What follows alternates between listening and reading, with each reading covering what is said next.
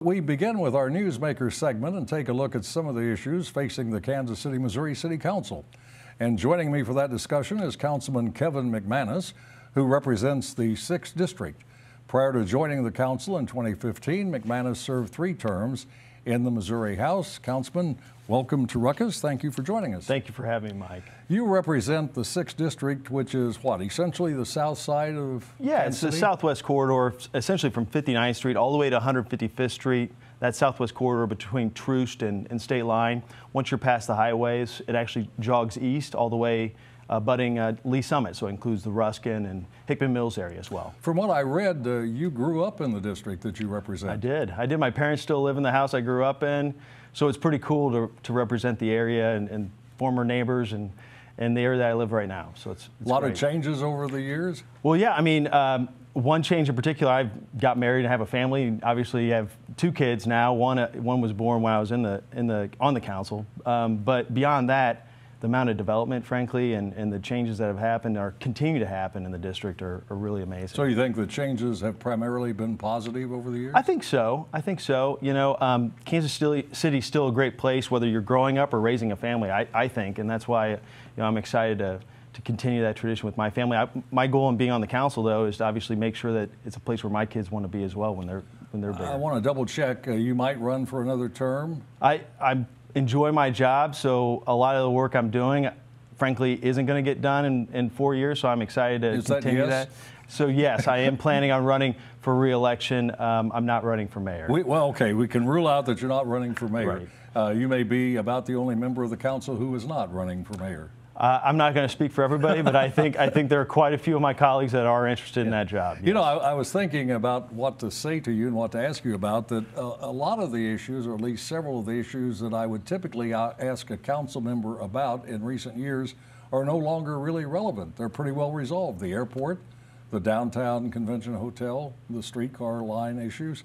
What are the critical issues that you folks are facing? Well, you know, housing, I think, is a really important issue that we're going to be having more and more discussion about. I was at, there's a task force convening throughout the city. I was at South Patrol about a week ago, and there was a packed house of people that were very interested in giving input to city staff and the leaders that were there about what our housing policy should be for the next 10, 20 years. And that's important because, frankly, we don't have a comprehensive housing policy right now, and we're seeing more and more development. And so I think it's important for us to be thinking holistically about having, encouraging housing that's safe, that's affordable, that's inclusive as our city continues to grow. Let me ask you a couple of quick questions about issues that seem to be in the news. Name change for Paseo. Should this happen? You know, there is a growing group of folks who are interested in making that happen. It's being led primarily by ministers, Congressman Cleaver, the SCLC. The mayor has now convened a task force that's actually meeting tomorrow to discuss how to best honor Dr. King. So I don't see those things as mutually exclusive. I think they're actually both moving in a direction that is one thing for certain. We're going to honor Dr. King and find the best way to do it. All right. A recent consultant report says that the Jazz Museum at 18th and Vine ought to be closed maybe for a year, and major changes ought to take place. Do you agree with that?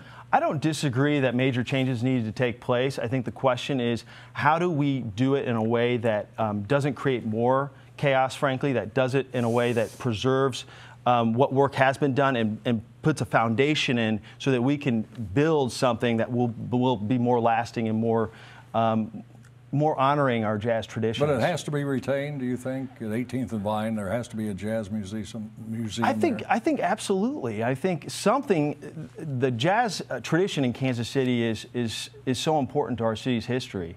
And 18th and Vine is where that started. So I think absolutely we got to figure out a way to honor that and make sure it continues. Quick final question. 3 civil rights groups locally are calling for local control of the Kansas City Police Department. Nothing new about that issue, but is it likely to survive this time?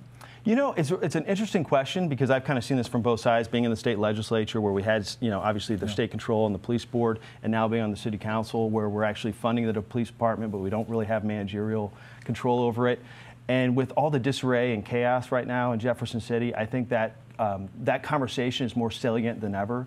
So I think there will be a closer look and an ongoing discussion about that could Would you result in favor change. local control? You know, it's something I think we need a police department that is responsive to its citizens, and if we already have some local control with our appointed Well, police the board members are local our residents. local members, but if there's a way that we can be more responsive and have more local input, I'm all for it. All right, sir. Thank you very much. All right. Appreciate you coming in. All right, thanks.